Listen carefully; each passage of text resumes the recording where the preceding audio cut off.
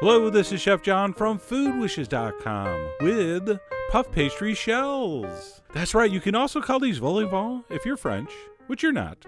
But regardless of what you call them, these beautiful pastry cups are so versatile and definitely a technique any serious cook needs to know. So let's go ahead and get started, and for this you're going to need some frozen puff pastry, which is very easy to find these days in the frozen section in the supermarket.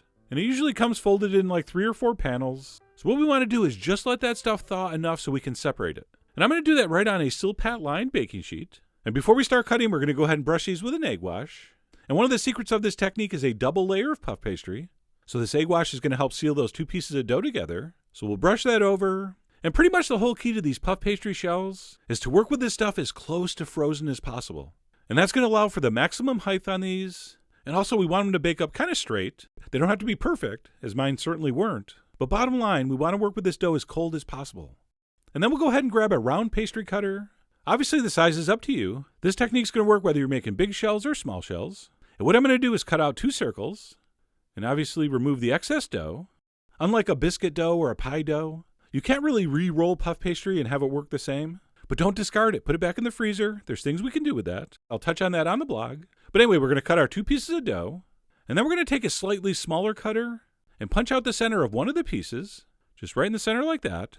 And then we'll lay that over the top of the other piece. And we'll carefully try to pull that cutter away with the minimum amount of damage, as we don't want to mash the edges of this puff pastry together. All right, so use a very light touch. Try not to press and squeeze this dough together too much. And all these directions are going to make a lot more sense once this bakes. If you are too rough with this stuff and smush all the edges together, it just won't raise as high and straight as if you didn't, okay? So be careful. So that's basically the method I like, doing the pieces separately. There is one alternative method you can use where you cut the first piece of pastry, but you don't remove it from the cutter. You just press another piece and then take the smaller cutter and cut out the center. And of course, we're going to make sure we go down at least through the first layer with that center cut. And as you'll notice, that one's next to the Silpat logo. So we'll keep an eye on the one in that position, because as you'll see, that one ended up cooking a little differently because we used a different technique. So kind of interesting, or not.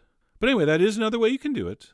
And then these are pretty much ready for the oven, although I do like to give them a little more egg wash before they go in. All right, we want these to have that signature shiny, beautiful golden brown finish. So let's give them a little extra egg wash. And once that's set, we'll go ahead and transfer those into the center of a very well preheated 400-degree oven for about 20 to 25 minutes. That, of course, will depend on the size, but about 20 minutes or so until they look like this. They should have risen magnificently.